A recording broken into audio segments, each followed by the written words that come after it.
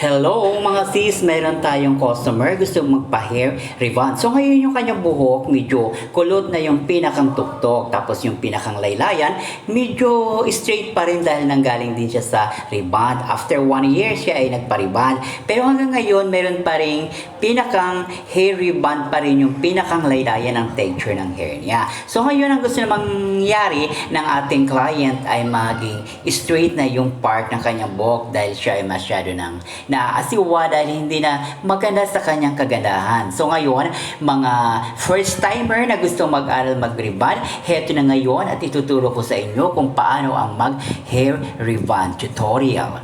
Okay, let's get it!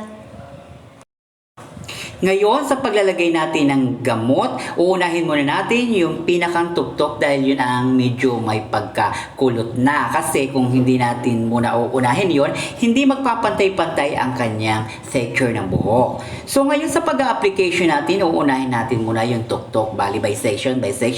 At yung pinakang laylayan dito sa may dati niyang na-rebond na, hindi muna natin lalagyan ng gamot kasi yun ay dati ng mayroong rebond before pa lamang. So ngayon ang gagawin natin, dito muna tayo magko-concentrate sa pinakang tuktok bago natin i-apply lahat-lahat simula doon sa pinakang laylayan. Kaya dito muna tayo magko-concentrate sa pinakang tuktok. So pagkatapos natin mai-apply yung kanyang gamot doon sa pinakantugtok, ibababad muna natin ng 20 to 25 minutes after sa ganon para makita natin kung luto na yung texture ng kanyang buhok. So ngayon after nating malagyan, ang gagawin natin, after ng 25 minutes, ibababa na natin hanggang sa pinakang laylayan. So pagkatapos nating maibabad ng 25 to 30 minutes, ang ginawa natin, shower na natin yung ating client para sa ganun ay ma-blower na natin. So ngayon na matapos nating ma-shower, heto na tayo ngayon para ma-blower, at after nating ma-blower, pa-planchain na natin sa first section. So, andito na tayo ngayon sa part ng ating pag-blower ng ating client. Sa pag-blower ng ating client, kailangan makita natin na yung part ng kanyang mga buhok ay tuyo na lahat. Para sa ganon, maganda ang pagkakaplansya ng kanyang hair. Hindi pwede na ang buhok ay meron pang mga konting nababasa. Ang kailangan dyan ay 100% na tuyo ang hair ng ating client before na siya ay ating plansyahin. So ngayon mga sister, heto na ngayon ang result ng kanyang hair na ating na-blower. So ngayon, hindi pa natin ito na-i-plancha, kaya ito ipinakikita ko sa inyo kung paano ngayon tayo magpa-plancha. Heto na ngayon ang result ng kanyang hair na i-blower na natin. So ngayon, tayo ngayon ay mag-i-start ng ating pagpa-plancha.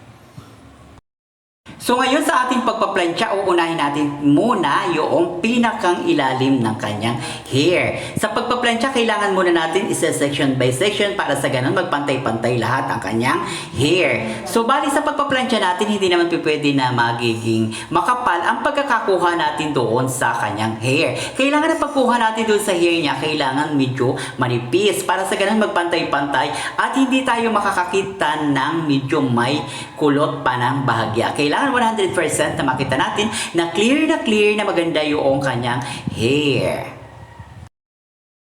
So ngayon, maglalagay na tayo ng second neutralizer. Ito na ngayon yung neutralizer na ibababad muna natin ng 20 to 25 minutes para sa ganun mag-active agad yung kanyang hair rebond. So ngayon, after natin maibabad ng 25 to 30 minutes ang ating client at nilagyan na natin ang neutralizer, so ngayon ito ngayon ay ating babalawan para makita natin ang result ng kanyang hair rebonding.